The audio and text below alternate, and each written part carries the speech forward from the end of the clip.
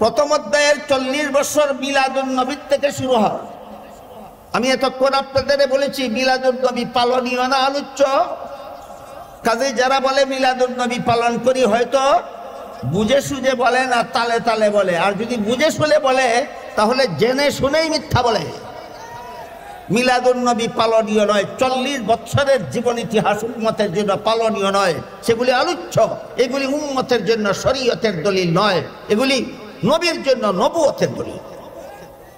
যেখানে মিলাদুন নবীটাই পালনীয় নয় সেখানে ঈদে মিলাদুন নবী আসলো কোত্থেকে? পরিষ্কার সহিহ হাদিসে আল্লাহর রাসূল সাল্লাল্লাহু আলাইহি ওয়াসাল্লাম বলে দিয়েছেন, আল্লাহর পক্ষ থেকে আমার মুসলমান উম্মতের জন্য বাৎসরিক 2টি ঈদের ব্যবস্থা দেওয়া হয়েছে। মনে রাখার ব্যাপার সমস্ত মুসলমানদের। আল্লাহর রাসূল বলে গেছেন মুসলমান উম্মতের জন্য আল্লাহর পক্ষ থেকে কতটি ঈদের ব্যবস্থা দেওয়া হয়েছে। একটি ঈদের নাম রাসূল বলেছেন ঈদুল আজহা, আর একটা ঈদের নাম আল্লাহর রাসূল বলেছেন ঈদুল ফিতর। মুসলমানের বাৎসরিক ঈদ রাসূল বলেন 2টা, একটার নাম ঈদুল ফিতর, একটার নাম ঈদুল আজহা। আপনি যদি মিলাদুন নবীকে ঈদে রূপান্তরিত করেন তাইলে রাসূলের 2 এর সংখ্যায় আপনি সন্তুষ্ট নন, আপনি 3 এর সংখ্যায় সন্তুষ্ট। আপনি আশিকে রাসূল হলেন না দুশমনে রাসূল হলেন? এজন্য হাদিস শরীফে রাসূল করিম সাল্লাল্লাহু আলাইহি ওয়াসাল্লাম বলেন ইয়াকুম ওয়া মুহদাসাতিল উমুর ফাইন্না কুল্লা মুহদাসাতিন বিদআতুন ওয়া কুল্লা বিদআতিন দালালা ওয়া কুল্লা দালালাতিন ফিন্নার আও কামা ক্বাল আলাইহিস সালাতু ওয়াস সালাম। এর অর্থ হলো রাসূল বলেন কোন কাজ, মুসলমানের কোন কাজকর্ম ইসলামী কর্মকাণ্ড সাব্যস্ত হওয়ার জন্য 4 প্রকার দলিলের কোন এক প্রকারের দ্বারা সাব্যস্ত হতে হবে। শ্রদ্ধেয় সভাপতি হযরত উলামায়ে কেরাম, সম্মানিত সুধী সমাজ, দূর দূরান্ত থেকে আগত সর্বস্তরের মুসলমান ভাইয়েরা আমার, আমি আশা করি আপনারা সকলেই জানেন যে আজকের এই মুবারক মহাসমাবেশের আয়োজন সিরাতুন নবী মহাসম্মেলনের নামে হয়েছে। তাই সিরাতুন নবী সম্পর্কে 2-একটা কথা আমি আপনাদের খেদমতে তুলে ধরতে চাই। অতীতে যে কয়েক বছর এই মাঠে সিরাত সম্মেলন হয়েছিল তখনও আমি আপনাদেরকে সিরাতুন নবী কথাটার অর্থ বিস্তারিতভাবে বলে দিয়েছি। আমাদের মহানবী মুহাম্মদুর রাসূলুল্লাহ সাল্লাল্লাহু আলাইহি ওয়াসাল্লামের 63 বছরের পবিত্র জীবন ইতিহাসকে সিরাতুন নবী বলা হয়। অতীতের সমাবেশগুলিতে এই মাঠে আমি বলেছি সিরাত শব্দের আবিধানিক অর্থ হলো অবস্থা, আর পরিভাষাগতভাবে কারো সিরাত বলতে তার জীবনের যাবতীয় অবস্থা অর্থাৎ জীবন ইতিহাস বোঝানো। আর নবী শব্দটি আরবিতে 2 ভাবে ব্যবহৃত, একটা হলো নবী আর একটা হলো আন-নবী। সিরাত শব্দের সাথে আন-নবী শব্দের সন্ধি হয়ে সিরাতুন নবী শব্দটি গঠিত। নবী বলতে যে কোনো নবীকে বোঝায়, আর আন-নবী বলতে শুধু আমাদের মহানবীকে বোঝায়। কাজেই সিরাত শব্দের সাথে আন-নবী শব্দের সন্ধি হয়ে যে সিরাতুন নবী শব্দটি গঠিত হয়েছে এর অর্থ হলো আমাদের মহানবী মুহাম্মদুর রাসূলুল্লাহ সাল্লাল্লাহু আলাইহি ওয়াসাল্লামের 63 বছরের পবিত্র জীবন ইতিহাস। এই পবিত্র 63 বছরের জীবন ইতিহাসের কিছু অংশ আছে যা শুধু আলোচনা করা যায়, আমল করা যায় না, পালন করা যায় না। আর অনেকগুলি অংশ আছে যেগুলি শুধু আলোচনা করলে চলে না, আমল করতে হয়, পালন করতে হয়। তাই আমরা যদি বিস্তারিতভাবে বুঝতে চাই যে সিরাতুন নবীর কোন অংশ শুধু আলোচ্য পালনীয় নয়, আর কোন অংশ শুধু আলোচ্য নয় পালনীয়, এ দুটি প্রশ্নের পরিষ্কার জবাব বুঝতে হলে সিরাতুন নবীর প্রধান 3টি অধ্যায় সম্পর্কে পূর্ব অবগতি লাগবে। আগের থেকে আমাদের জানা থাকা দরকার যে এই 63 বছরের পবিত্র জীবন ইতিহাসের 3টি অধ্যায় রয়েছে। প্রথম অধ্যায়ের সময়কাল 40 বছরের। এই অধ্যায়কে কাবলান নবুয়ত বলা হয়। দ্বিতীয় অধ্যায় 13 বছরের। এই অধ্যায়কে মক্কি জিন্দেগি বলা হয়। তৃতীয় অধ্যায় 10 বছরের। সিরাতুন নবীর এই শেষ অধ্যায়কে রাসূলের মাদানী জিন্দেগি বলা হয়। পরবর্তী কথাগুলি পরিষ্কারভাবে বোঝার স্বার্থে আমরা প্রথমেই মনে রাখি সিরাতুন নবীর প্রধান 3টি অধ্যায় আছে। প্রথম অধ্যায় 40 বছরের, নাম কাবলান নবুয়ত। দ্বিতীয় অধ্যায়ের সময়কাল 13 বছরের, নাম মক্কি জিন্দেগি। তৃতীয় অধ্যায়ের সময়কাল 10 বছরের, নাম মাদানী জিন্দেগি। এই 3 অধ্যায়ের আবার 3টি বৈশিষ্ট্য আছে। প্রথম অধ্যায় 40 বছরের পবিত্র জিন্দেগির প্রথম অধ্যায়ের বৈশিষ্ট্য হল রাসূলের জিন্দেগির প্রথম 40টি বছরের জীবন ইতিহাস। এর বৈশিষ্ট্য, এটা উম্মতের জন্য শরীয়তের দলিল নয়, এটা নবীর জন্য নবুয়তের দলিল। যারা জানেন তো জানেনই, কারো জানা না থাকলে আপাতত শব্দ দুটি স্মরণ রাখুন, আমি পরে মর্ম বলে দেব। সিরাতুন নবীর প্রথম অধ্যায় 40 বছরের জিন্দেগি, এটা উম্মতের জন্য শরীয়তের দলিল নয়, এটা নবীর জন্য নবুয়তের দলিল। সিরাতুন নবীর যে অংশ উম্মতের জন্য শরীয়তের দলিল, সেই অংশ উম্মত শুধু আলোচনা করলে চলে না, আমলও করতে হয়, পালনও করতে হয়। আর সিরাতুন নবীর যে অংশ উম্মতের জন্য শরীয়তের দলিল নয়, শুধুমাত্র নবীর জন্য নবুয়তের দলিল, সেটা বিশেষ বিশেষ কতগুলি কারণে এই অধ্যায় শুধু আলোচ্য, পালনীয় নয়। আলোচনা করা যায়, পালন করা যায় না। আলোচনা করলে নফল বন্দেগীর সওয়াব হয়, কিন্তু পালন করার ক্ষমতাই কোনো মানুষ রাখে না। যেমন ধরুন, উদাহরণস্বরূপ বলা যায়, কোন লোকের জীবন ইতিহাস তার জন্ম থেকে শুরু হয়, ঠিক তেমনি ভাবে সিরাতুন নবীর 63 বছরের ইতিহাসও আমাদের মহানবীর জন্ম থেকে শুরু হয়েছে। আর যেভাবে 63 বছরের জীবন ইতিহাসকে সিরাতুন নবী বলা হয়, তেমনি ভাবে আমাদের মহানবীর জন্মকে মিলাদুন নবী বলা হয়। সিরাতুন নবীকে একটু পরিষ্কারভাবে বোঝার জন্যই পরিভাষাগুলি আমাদের মনে রাখা দরকার, যে 63 বছরের জীবন ইতিহাসের নাম সিরাতুন নবী, আর নবীর জন্মের নাম মিলাদুন নবী। মহানবী মুহাম্মদুর রাসূলুল্লাহ সাল্লাল্লাহু আলাইহি ওয়াসাল্লামের পবিত্র জন্মকে মিলাদুন নবী বলা হয়।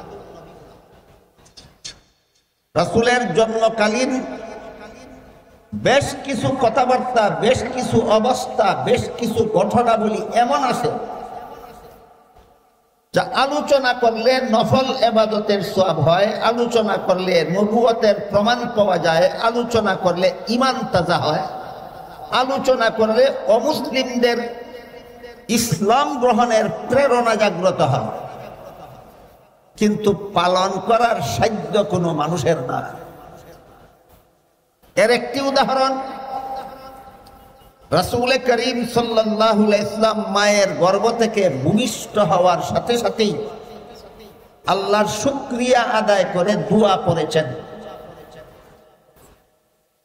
রাসূল করিম সাল্লাল্লাহু আলাইহি ওয়াসাল্লাম মায়ের গর্ভ থেকে খতনাকৃত অবস্থায় ভূমিষ্ঠ হয়েছেন। রাসূল করিম সাল্লাল্লাহু আলাইহি ওয়াসাল্লাম মায়ের গর্ভ থেকে নার কাটা অবস্থায় ভূমিষ্ঠ হয়েছে। বুঝা থাকলে একটু দয়া করে বলুন, খতনাকৃত অবস্থায় ভূমিষ্ঠ হওয়া, নার কাটা অবস্থায় ভূমিষ্ঠ হওয়া, ভূমিষ্ঠ হওয়ার সাথে সাথে আল্লাহর শুকরিয়া আদায় করে দোয়া করা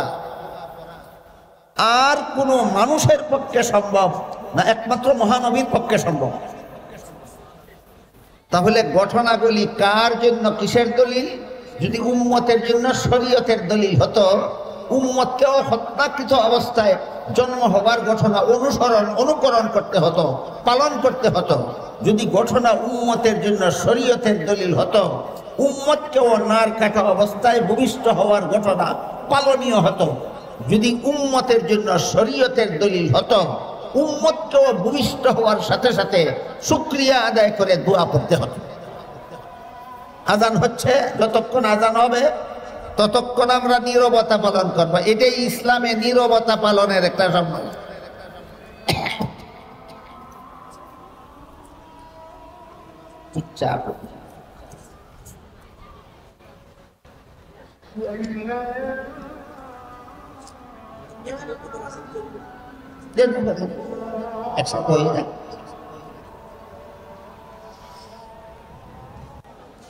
আশপাশের মাইকের আওয়াজের সাথে আমাদের আওয়াজের যেন প্রতিদ্বন্দ্বিতা না হয়, এজন্য আমরা নীরবতা পালন করেছি। এই মাঠে এশার নামাজ জামাতের সাথে পড়া হবে এবং সেই জামাতের জন্য আবার এখান থেকে আযান দেওয়া হবে। এই জন্য বাইরের আযান শুনে কেউ নামাজের জন্য অস্থির হবেন না। ইতমিনানের সাথে শান্তশিষ্টভাবে এই মঞ্চ থেকে আযান দেওয়া হবে। আপনাদেরকে জামাতে দাঁড়াবার জন্য, প্রস্তুতি নেওয়ার জন্য যথেষ্ট পরিমাণ সময় দেওয়া হবে। তারপরে আপনারা কাতার সুদা করলে পরে আপনাদের সবাইকে নিয়ে ইনশাল্লাহ এই মঞ্চ থেকে এশার নামাজের জামাত পরিচালনা হবে। এই জন্য বাইরের আযান শুনে কেউ নামাজের জন্য অস্থির হওয়ার কারণ। যারা ফাঁকে ফাঁকে এখনো দাঁড়িয়ে আছেন, আমি অনুরোধ করে বলবো আপনারা মেহেরবানি করে বসে পড়ুন।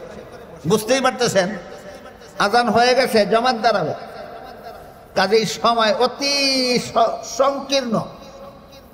এই অল্প সময়ে আমার বেশ কিছু জরুরি কথা বলার ইচ্ছা, যদি আল্লাহ তৌফিক দান করে। রাসূলের জন্মকালীন তিনটি অবস্থার কথা আমি আযানের আগে আপনাদের বলছি। রাসূল মায়ের গর্ভ থেকে খতনাকৃত অবস্থায় ভূমিষ্ঠ হয়েছেন। বুঝে থাকলে একটু দয়া করে বলুন তো, এটা কি পালনীয় না আলোচ্য? রাসূল মায়ের গর্ভ থেকে খতনাকৃত অবস্থায় ভূমিষ্ঠ হয়েছেন, এটা কি পালনীয় না আলোচ্য? রাসূল ভূমিষ্ঠ হওয়া মাত্রই আল্লাহর শুকরিয়া আদায় করে দোয়া করেছেন, এটা কি পালনীয় না আলোচ্য? সুতরাং মিলাদুন নবী পালনীয় হয় না। কেউ যদি বলে মিলাদুন নবী পালন করি, হয়তো না বুঝে তালে তালে বলে, আর না হয় বুঝে শুনেই মিথ্যা বলে। মিলাদুন নবী পালনীয় নয়, মিলাদুন নবী আলোচ্য। এখান থেকে আমরা এটুকু মনে রাখি, মিলাদুন নবী পালনীয় না আলোচ্য, এরই আরেক নাম নবীর জন্য নবুয়তের দলিল। এরই আরেক নাম মিলাদুন নবীর পরবর্তী দুই একটা ঘটনার মাধ্যমে আমরা এই কথাটা আবার বোঝার চেষ্টা করি। রাসূল করিম সাল্লাল্লাহু আলাইহি ওয়াসাল্লাম মা আমেনার গর্ভ থেকে ভূমিষ্ঠ হয়েছিলেন, কিন্তু দুধ পান করেছিলেন হালিমা সাদিয়া রাদিয়াল্লাহু আনহা। আমেনা হলেন রাসূলের গর্ভধারিণী মা, আর হালিমা হলেন রাসূলের দুধ মা। বুঝে থাকতে বলুন তো, হালিমার নিজের কোনো সন্তানাদি না হলে আমেনার সন্তানকে দুধ পান করাতে পারতেন? অবশ্যই না। হালিমার নিজেরও একটা দুধ পানকারী শিশু ছেলে ছিল, এই জন্য হালিমা নিজের ছেলেকেও দুধ পান করাতেন, আমেনার ছেলেকেও দুধ পান করাতেন। এবার বলুন তো, তাহলে হালিমার দুধ পানকারী শিশু কতজন? 2 জন। এজন্য রাসূল করিম সাল্লাল্লাহু আলাইহি ওয়াসাল্লাম হালিমার 1 স্তনের দুধ নিজে পান করতেন, অপর স্তনের দুধ নিজের দুধ ভাইয়ের জন্য রেখে দিতেন। কুলের শিশু থাকাকালে এত বড় ইনসাফ আর কোন মানুষের পক্ষে সম্ভব না, একমাত্র মুহাম্মদুর রাসূলুল্লাহর পক্ষে সম্ভব। এবার বলুন, ঘটনাটা উম্মতের জন্য শরীয়তের দলিল না নবীর জন্য নবুয়তের দলিল? পালনীয় না আলোচ্য? ঘটনা পালনীয় নয়, ঘটনা আলোচ্য। আরেকটি উদাহরণ দিচ্ছি। রাসূল কুলের শিশু থাকাকালেও কখনো উলঙ্গ হননি। কুলের শিশু থাকাকালে উলঙ্গ হননি। অগত্যা একদিন শিশু রাসূলের সতর থেকে কাপড় সরে গেছিল, অস্বাভাবিকভাবে চিৎকার দিয়ে কান্না শুরু করেছিলেন। যখন তার সতর ঢেকে দেওয়া হলো তখন তার কান্না থামলো। এইমাত্র শিশুকালের একদিনের ঘটনা।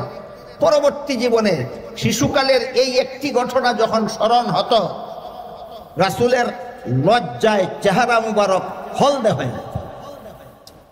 ঘটনা বুঝে থাকলে বলুন, কুলের শিশু থাকাকালে উলঙ্গ না হওয়া এটা আর কোনো মানবের পক্ষে সম্ভব? একমাত্র মহামানবের পক্ষে সম্ভব। তাহলে ঘটনাটা উম্মতের জন্য শরীয়তের দলিল হলো না নবীর জন্য নবুয়তের দলিল হলো? এটা পালনীয় না আলোচ্য? ঘটনা পালনীয় নয়, আলোচ্য। এটা কি বলে?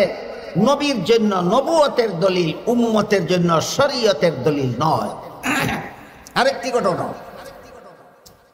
রাসূলের 4 বছর বয়সে জিবরিল ফেরেশতা আসলেন, রাসূলকে শোয়ালেন, সিনা মুবারক কাটলেন, ভিতরের অঙ্গ প্রত্যঙ্গ বের করে ধুইলেন, আবার ভিতরে ঢুকিয়ে সেলাই ছাড়া, মেডিসিন ছাড়া কাটা জোড়া লাগিয়ে দিলেন।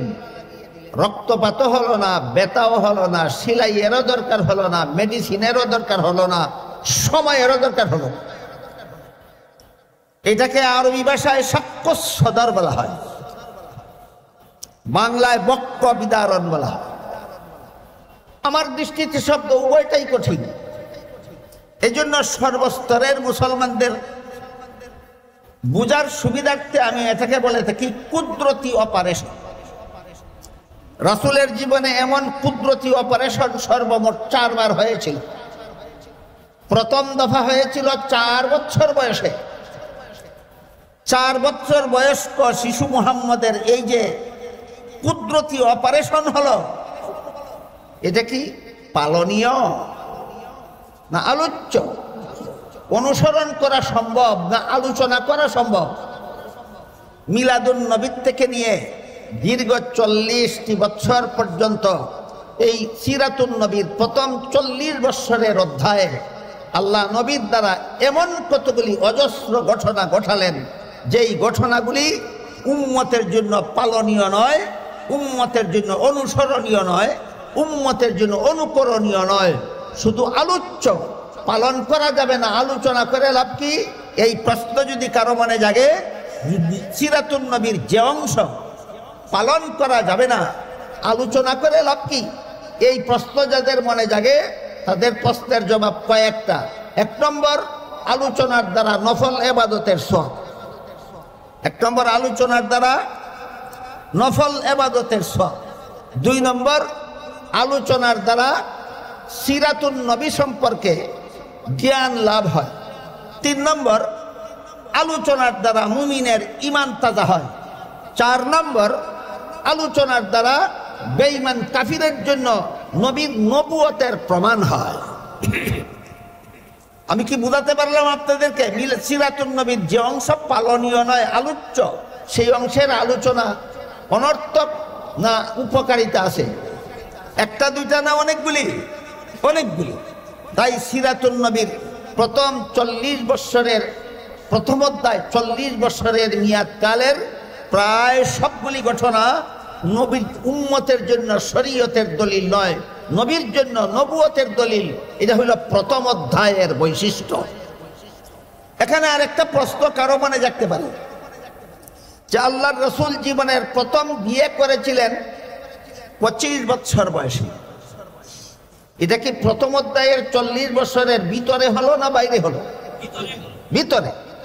40 বছরের জীবন ইতিহাস যদি উম্মতের জন্য পালনীয় না হয়, অনুসরণীয় না হয়, অনুকরণীয় না হয়, তাহলে 40 বছরের ভিতরে নবী বিয়ে করেছিলেন।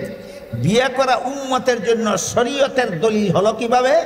উম্মতের জন্য সুন্নত হলো কিভাবে? এই প্রশ্নের সংক্ষিপ্ত জবাব, রাসূল 25 বছর বয়সে বিয়ে করেছিলেন, এজন্য বিয়ে করা উম্মতের জন্য সুন্নত হয়নি। 40 বছর পূর্ণ হওয়ার পরে আল্লাহর রাসূল পরিষ্কার ভাষায় বলে দিয়েছিলেন, আন নিকাহু মিন সুন্নতি, বিবাহ বন্ধনে আবদ্ধ হওয়া আমার সুন্নত। সেই হাদিসের দ্বারা বিবাহ উম্মতের জন্য সুন্নত হয়েছে। 25 বছর বয়সে বিয়ে করেছিলেন, সেই কারণে নয়। এবার আমরা দ্বিতীয় অধ্যায় সম্পর্কে কিছু আলোচনা করি। এর আগে প্রথম অধ্যায়ের 40 বছর মিলাদুন নবীর থেকে শুরু হয়। আমি এতক্ষণ আপনাদের বলেছি মিলাদুন নবী পালনীয় না আলোচ্য। কাজে যারা বলে মিলাদুন নবী পালন করি, হয়তো বুঝে সুঝে বলে না, তালে তালে বলে। আর যদি বুঝে শুনে বলে তাহলে জেনে শুনেই মিথ্যা বলে। মিলাদুন নবী পালনীয় নয়। 40 বছরের জীবন ইতিহাস উম্মতের জন্য পালনীয় নয়, সেগুলি আলোচ্য।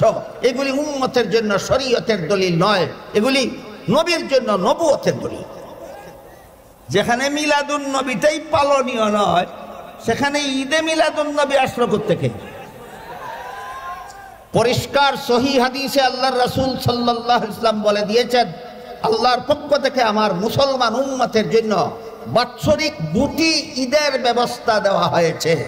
মনে রাখার ব্যাপার সমস্ত মুসলমানদের। আল্লাহর রাসূল বলে গেছেন মুসলমান উম্মতের জন্য আল্লাহর পক্ষ থেকে কতটি ঈদের ব্যবস্থা দেওয়া হয়েছে। একটি ঈদের নাম রাসূল বলেছেন ঈদুল আজহা, আর একটা ঈদের নাম আল্লাহর রাসূল বলেছেন ঈদুল ফিতর। মুসলমানের বাৎসরিক ঈদ রাসূল বলেন 2টা, একটার নাম ঈদুল ফিতর, একটার নাম ঈদুল আজহা। আপনি যদি মিলাদুন নবীকে ঈদে রূপান্তরিত করেন, তাইলে রাসূলের 2 এর সংখ্যায় আপনি সন্তুষ্ট নন, আপনি 3 এর সংখ্যায় সন্তুষ্ট। আপনি আশিকে রাসূল হলেন না দুশমনে রাসূল হলেন? এজন্য হাদিস শরীফে রাসূল করিম সাল্লাল্লাহু আলাইহি ওয়াসাল্লাম বলেন, ইয়াকুম ওয়া মুহদাসাতিল উমুর ফাইন্না কুল্লা মুহদাসাতিন বিদআতুন ওয়া কুল্লা বিদআতিন দালালা ওয়া কুল্লা দালালাতিন ফিন্নার, আও কামা ক্বাল আলাইহিস সালাতু ওয়াস সালাম। এর অর্থ হলো রাসূল বলেন, কোন কাজ, মুসলমানের কোন কাজকর্ম ইসলামী কর্মকাণ্ড সাব্যস্ত হওয়ার জন্য 4 প্রকার দলিলের কোন এক প্রকারের দ্বারা সাব্যস্ত হতে হবে। এই 4 প্রকার দলিলের আলোচনা রাসূল বিভিন্ন হাদিসে করেছেন। আল্লাহ পাক রব্বুল আলামিন সূরা নিসার 59 নম্বর আয়াতে করেছেন। প্রথম প্রকার দলিলের নাম আল্লাহর কুরআন, দ্বিতীয় প্রকার দলিলের নাম রাসূলের হাদিস, তৃতীয় প্রকার দলিলের নাম উম্মতের ইজমা, চতুর্থ প্রকার দলিলের নাম মুস্তাহিদগণের মাযহাব। যে বিষয় আল্লাহর কুরআনে নাই, যে বিষয় রাসূলের হাদিসে নাই, যে বিষয় উম্মতের ইজমায় নাই, যে বিষয় মুস্তাহিদ ইমামগণের মাযহাবে নাই, এমন কথা মন গড়াভাবে যারা ধর্মের নামে পালন করে, তাদের এই মন গড়া ধর্মের কর্মকাণ্ডকেই আল্লাহ রাসূল বেদাত নামে আখ্যায়িত করেছেন। রাসূল বলেছেন, সাবধান, এমন বেদাত কর্মকাণ্ডে আমার উম্মত মুসলমান লিপ্ত হবে না। বেদাতে লিপ্ত হলে তুমি জান্নাতের পথ হারাবে, আর জান্নাতের পথ হারালে তোমাকে জাহান্নামের শাস্তি ভোগ করতেই হবে। এবার এখান থেকে আমরা 2টি কথা মনে রাখার মতো। একটা হলো মিলাদুন নবী পালনীয় নয়, আলোচ্য। আরেকটা হলো মিলাদুন নবীর সাথে ঈদ শব্দের সংযোজন ইসলামী কোনো দলিলের দ্বারা সাব্যস্ত নয়। মিলাদুন নবীর সাথে ঈদ শব্দের সংযোজন একদল বেদাতীদের মন গড়া। মিলাদুন নবীর সাথে ঈদ শব্দের সংযোজন একদল বেদাতীদের মন গড়া, এমন মন গড়া কাজকে এই হাদিস শরীফে আল্লাহ রাসূল বেদাত বলেছেন। এই পর্যন্তই কথা শেষ নয়। আপনারা লক্ষ্য করে থাকবেন 1974 সালের পর থেকে, এর আগে ছিল না, মনে রাখবেন, এর আগে ছিল না বাংলাদেশে। 1974 সালের পর থেকে বাংলাদেশে কিছু লোক প্রতি বৎসরের 12ই রবিউল আউয়ালে একটা ঈদে মিলাদুন নবীর নামে একটা মিছিল বের করে, শোভাযাত্রা বের করে। এই শোভাযাত্রাকে তাদের ভাষায় বলে জশ্নে জুলুসে ঈদে মিলাদুন নবী। তাদের ভাষায় এই শোভাযাত্রার নাম জশ্নে জুলুসে ঈদে মিলাদুন নবী। সেই শোভাযাত্রায় যে সমস্ত স্লোগান দেওয়া হয়, এর মধ্যে একটি স্লোগানে বলা হয় জিন্দা নবীর আগমন, শুভেচ্ছা স্বাগতম। কি বলা হয়? জিন্দা নবীর আগমন, শুভেচ্ছা স্বাগতম। আমি জিজ্ঞেস করি, জিন্দা নবী বলতে তুমি কি বুঝালে? জিন্দা নবী বলতে যদি তুমি বুঝাও যে দাফন করার পর থেকে নবী জিন্দা, এটা হাদিসের দ্বারা প্রমাণিত। হাদিস শরীফে আল্লাহ রাসূল বলেছেন আল আম্বিয়াউ আহইয়াউন ফি কুবুরিহিম, নবীগণকে দাফন করার পরে তারা জীবিত হয়ে যান, জীবিত হয়ে রওজা শরীফের ভিতরে থাকেন। তাহলে তুমি যদি জিন্দা নবী বলতে বুঝাও যে দাফনের পর থেকে জিন্দা, তাহলে আগমন কোথায় পাইলা? যে হাদিসে আছে আল্লাহ রাসূল বলেছেন দাফনের পরে নবী জিন্দা, সেই হাদিসে আছে আগমন না, রওজা শরীফে অবস্থান। বলুন, যে হাদিসে নবীকে জিন্দা বলা হয়েছে, সেই হাদিসে নবীকে কোনো মিছিলে আগমন করেন বলা হয়েছে না রওজা শরীফে অবস্থান করেন বলা হয়েছে? তাহলে স্লোগানটা হাদিস সাপেক্ষ না হাদিস বিরোধী? হাদিস বিরোধী। আর যদি বলো আমরা জিন্দা নবী বলতে বুঝিয়েছি যে নবী চিরকাল জিন্দা, অতীতেও নবীর কোনোদিন মরণ হয়নি, ভবিষ্যতেও কোনোদিন মরণ হবে না, তাহলে এই স্লোগান নিঃসন্দেহে কুফরি। এই স্লোগান নিঃসন্দেহে কুফরি। কারণ আল্লাহ পবিত্র কোরআনে আমাদের মহানবীকে সম্বোধন করে বলেন ইন্নাকা মাইয়িতুন ওয়া ইন্নাহুম মাইয়িতুন। হে মুহাম্মদুর রাসূলুল্লাহ সাল্লাল্লাহু আলাইহি ওয়াসাল্লাম, নিশ্চয়ই আপনি মরণশীল, নিশ্চয়ই আপনি মরণশীল। বলুন, কোরআনে আল্লাহ আমাদের নবীকে মরণশীল বলেছেন কিনা? তাহলে আল্লাহ বলেন মরণশীল, তুমি বলো চিরঞ্জীব। তোমার স্লোগান কোরআনের পক্ষে না বিরুদ্ধে? তোমার স্লোগান আল্লাহর পক্ষে না বিরুদ্ধে? জমানার অবস্থা এমন ধারণ করেছে, এইভাবে যারা প্রকাশ্যে আল্লাহর বিরুদ্ধে স্লোগান দেয়, আল্লাহর কোরআনের বিরুদ্ধে স্লোগান দেয়, নবীর বিরুদ্ধে স্লোগান দেয়, নবীর হাদিসের বিরুদ্ধে স্লোগান দেয়, এরা নিজেদেরকে নিজেরা ভুয়া সুন্নি নামে প্রচার করে। এরা আসল সুন্নি নয়, সুন্নি নামের দুঃখাবাস। বুঝে থাকলে বলুন, কোরআন বিরোধী স্লোগান যারা দেয়, আল্লাহ বিরোধী স্লোগান যারা দেয়, হাদিস বিরোধী স্লোগান যারা দেয়, রাসূল বিরোধী স্লোগান যারা দেয়, সত্যই আশিকে রাসূল না আশিকে রাসূলের শ্রদ্ধাবরণে দুঃখাবাস। এরা আসলেই সুন্নি নয়, এরা সুন্নি নামের দুঃখাবাস। এই হলো সিরাতুন নবীর প্রথম অধ্যায় সম্পর্কে যৎকিঞ্চিত আলোচনা। এবার সিরাতুন নবীর দ্বিতীয় অধ্যায়। প্রথম অধ্যায়ের সমাপ্তিতে রাসূল করিম সাল্লাল্লাহু আলাইহি ওয়াসাল্লামের কাছে কোরআন নাজিল শুরু হলো। 40 বছর পূর্ণ হওয়ার পর রাসূলের কাছে কোরআন নাজিল শুরু হলো। কোরআন নাজিল শুরু হলো। দীর্ঘ 23 বছরে 30 পারা কোরআন নাজিল হয়েছে।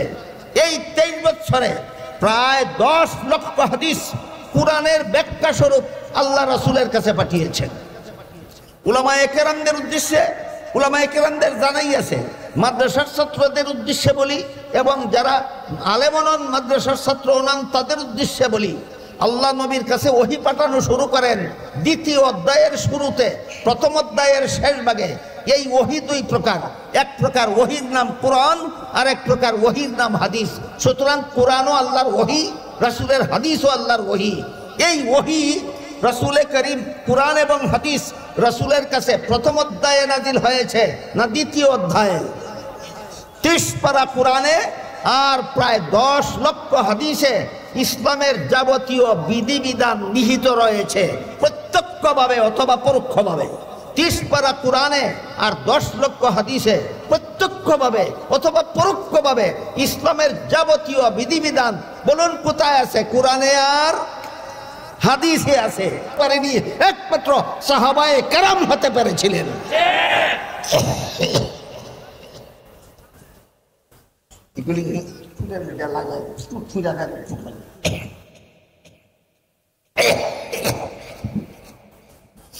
এখান থেকে শুরু হলো সংঘাত।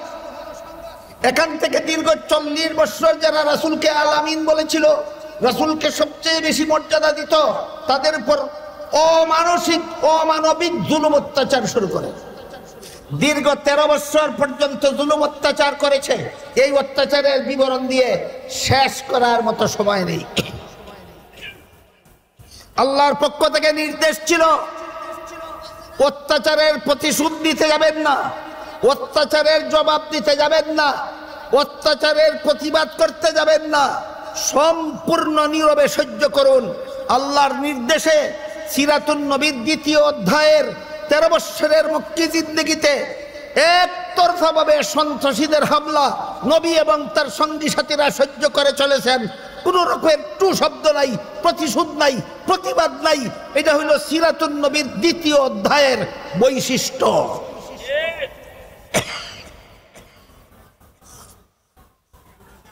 দ্বিতীয় অধ্যায়ের বৈশিষ্ট্য হলো সন্ত্রাসীদের হামলার প্রতিশোধ নেওয়া, প্রতিবাদ করা, না নীরবে সহ্য করা? নীরবে সহ্য করা, এটা ছিল সিরাতুন নবীর 2য় অধ্যায়ের 13 বছরের জিন্দগির বৈশিষ্ট্য। আগের 40 আর পরের 13, 53 বছর বয়সে আল্লাহ হুকুম দিলেন, এবার মক্কা ছেড়ে হিজরত করে মদিনা শরীফ চলে যান। আল্লাহর হুকুমে রাসূল তার সঙ্গী সাথী মুসলমানদের নিয়ে 53 বছর বয়সে মক্কা শরীফ থেকে হিজরত করে মদিনা শরীফ চলে গেলেন। শুরু হলো সিরাতুন নবীর কত নম্বর অধ্যায়? 3য় নম্বর অধ্যায়। এই অধ্যায়ের শিরোনাম 10 বছরের মাদানী জিন্দেগি। 10 বছরের মাদানী জিন্দেগি।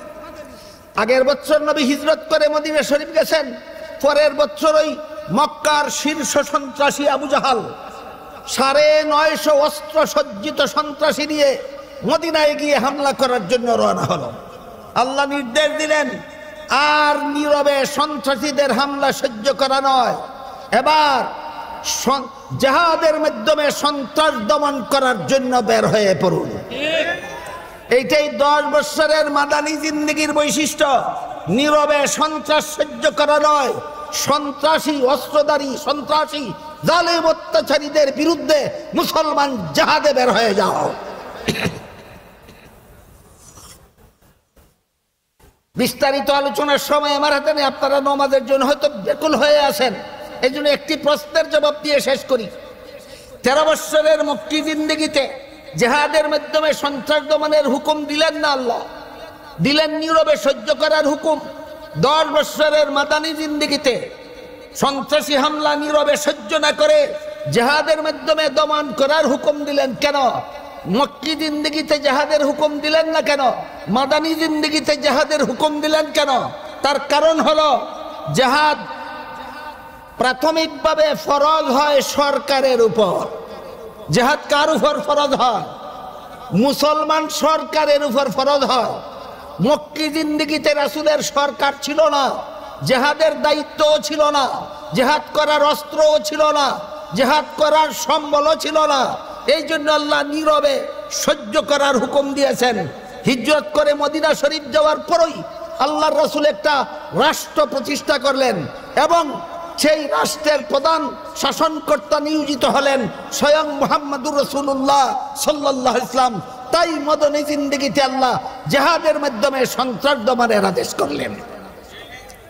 10 বছরের মাদানী জিন্দেগির বৈশিষ্ট্য, জিহাদের দ্বারা সন্ত্রাস দমন করো, জিহাদের দ্বারা সন্ত্রাস দমন করো, জিহাদের দ্বারা সন্ত্রাস দমন করো।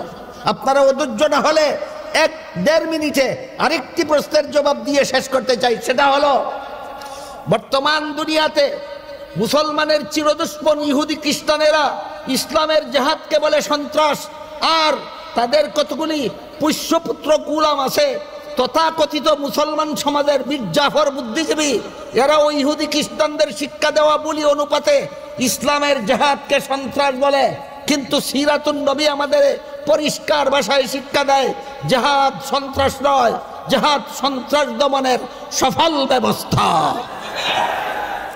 আল্লাহ আপনাদের আমাদের সবাইকে সিরাতুন নবীর আদর্শে আদর্শ হয়ে জীবনকে ধন্য করার সৌভাগ্য দান করুন। সবাই বলুন আমিন। সুবহান রাব্বিকা রাব্বিল ইজ্জাতি আম্মা ইয়াসিফুন ওয়া সালামুন আলাল মুরসালিন ওয়ালহামদুলিল্লাহি রাব্বিল আলামিন।